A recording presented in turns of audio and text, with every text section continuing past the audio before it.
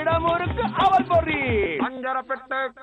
அஞ்சரை பெட்டி நிகழ்ச்சியை பார்த்து கொண்டிருக்கக்கூடிய அனைத்து நேயர்களுக்கும் வணக்கம்.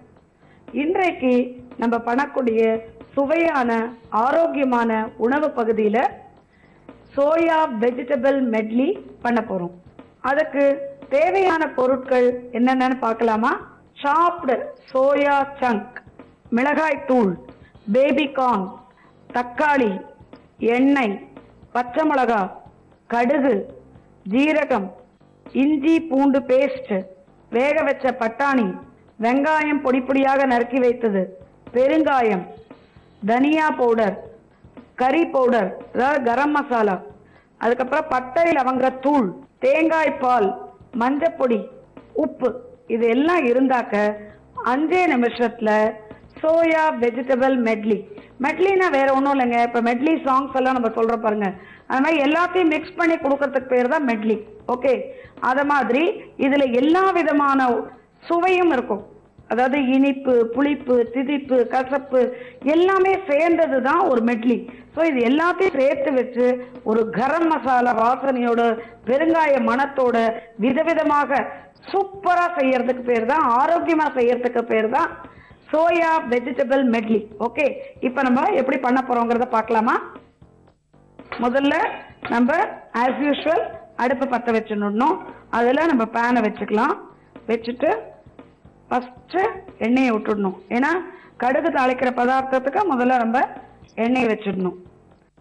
வச்சுட்டு கடுகு 2 போட்டுருங்க வெடிக்கிறதுக்கு. இப்போ எண்ணெயை விட்டு நம்ம கடுகு போட்டிருக்கோம் இல்லையா, அது நல்லா வெடிச்சாச்சு. அதில் நம்ம ஃபஸ்ட்டு கொஞ்சம் மஞ்சப்பொடி போட்டுக்கணும். அடுத்தது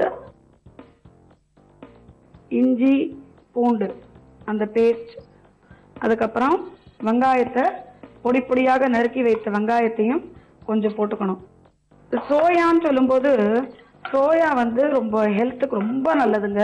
ஸோ நார்த் இந்தியன்ஸ் எல்லாம் நீங்கள் பார்த்தீங்கன்னா, நார்த் இந்தியன்ஸ்னே கிடையாதுங்க, ஈவன் சவுத் இந்தியன்ஸ் எல்லாருமே இப்போ சோயா உடம்புக்கு நல்லதுன்னு சொல்றதுனால, குழந்தைகளுக்கெல்லாம் ரொம்ப ஆரோக்கியமானது, மசில்ஸ்க்கெல்லாம் ரொம்ப ஸ்ட்ரென்த் கொடுக்கும் அப்படிங்கிறதுனால 1 கிலோ கோதுமையில ஒரு 100 கிராம் சோயா வாங்கி சேர்த்து அரைக்கிறாங்க. சோயா போட்ட சப்பாத்தி ரெகுலராகவே நம்ம வீடுகளில் சோயாவை மிக்ஸ் பண்ணிக்கிறோம். அதே மாதிரி கஞ்சி மாவில் சோயா மிக்ஸ் பண்ணுறோம். ஸோ கடைகளில் சோயா சங்க்ஸ்னே சொல்லிட்டு கிடைக்கிறது நமக்கு. இப்போ நீங்கள் பெரிய பெரிய கடைகள்லாம் போனீங்கன்னாக்கா உங்களுக்கு சோயா சங்க்ஸ் கிடைக்கும். அது ஆல்ரெடி வேக வச்சு ஒரு நல்ல நீங்கள் அப்படியே யூஸ் பண்ணக்கூடிய பொசிஷனில் கிடைக்கும், லைக் பன்னீர் மாதிரி. அதனால அதை வாங்கிட்டு ஈஸியாக பண்ணிடலாம். இப்போ சோயா சங்க்ஸ் எல்லாம் பண்ணுறதெல்லாம் ரொம்ப கஷ்டமே கிடையாது. எல்லாமே இப்போ வெஜிடபிள்ஸே சாப்டு வெஜிடபிள்ஸ் கிடைக்கிறதுங்க. இப்போல்லாம் சமைக்கிறது ஒரு பெரிய காரியமே இல்லை, ஈஸியாக பண்ணக்கூடிய விஷயமாயிடுது. இப்போ பாருங்கள், எண்ணெயை விட்டுருக்கேன், கடுகு போட்டிருக்கேன், அதில் மஞ்சப்பொடி, இஞ்சி விழுது, அதுக்கப்புறம் கொஞ்சம் ஜீரகம். அதாவது சோயாங்கிறது ஒரு ஹெவி ஃபுட்டு, அதுக்கு டைஜஷனுக்கு எல்லா விதமான பொருட்களும் இருக்கணும். அதனால தான் பெருங்காயம், இஞ்சி பூண்டு, ஜீரகம் எல்லாமே போடுறோம். ஏன்னா சில ஹெவி ஃபுட்டுக்கெல்லாம் இத்தனையும் போட்டால் தான் உங்களுக்கு ஜீரண சக்தி கிடைக்கும். அதனால்தான் எல்லாத்தையும் போடுறது. ப்ளஸ் கமகமகமான மணமாகவும் இருக்கும். இப்போ பச்சை மிளகாய் துண்டு துண்டாக நறுக்கி வச்சுருக்கோம் இல்லையா, அதையும் போட்டிருக்கோம். ஸோ இப்போ வெங்காயம் போட்டாச்சு, பச்சை மிளகாய் போட்டாச்சு, எல்லாம் வதங்கிருக்கு. இதோட சேர்த்து தக்காளி பொடி பொடியாக நறுக்கி வச்ச தக்காளியும் அதில் போட்டுடணும். எல்லாம் சேர்ந்து நல்லா வதங்கணுங்க. வதங்கறதுல தான் இருக்குது. அதாவது எதுவுமே வேகாத தன்மையில் இருக்கக்கூடாது. எல்லாம் நல்லா வதங்கணும். நல்லா உங்களுக்கு சப்ஜி மாதிரி கிரேவியாகவும் வரணும். ஓகே, பாருங்க எப்படி. அதாவது இதெல்லாம் பண்ணும்போதே உங்களுக்கு அன்றாடம் உணவுங்கிறது வீட்டில் சமைச்சு சாப்பிட்றது ரொம்ப ஆரோக்கியம். நல்லா வதங்கிடுத்து தக்காளி வெங்காயம் எல்லாமே. இப்போ ஒன்றுன்னா நம்ம கரம் மசாலா போடணும். அதாவது இது தனியா போடுறோங்க. அடுத்தது நம்ம கரம் மசாலா பவுடர் கொஞ்சமாக போடணும். அடுத்தது பட்டை லவங்கம் மட்டும் தனியாக பொடி பண்ணி வச்சுருக்கோம், அது கொஞ்சம் போடுறோம். இதெல்லாம் போட்டு வதக்கும் பொழுது உங்களுக்கு நல்ல வாசனையாக இருக்குது. வீட்டில் செய்யறதுல இன்னொரு பிரயோஜனம் என்னென்னா, நம்ம எல்லாத்தையும் அலம்பிட்டு ஹைஜீனிக்காக பண்ணுறோம் இல்லையா, அது ரொம்ப முக்கியங்க. எப்போவுமே சாப்பிட்ற உணவு அருவருப்போடு சாப்பிடக்கூடாது. இப்போ நம்ம வேக வச்ச பட்டாணியும் ஒரு 2 ஸ்பூன் போட்டிருக்கோம் அதில்.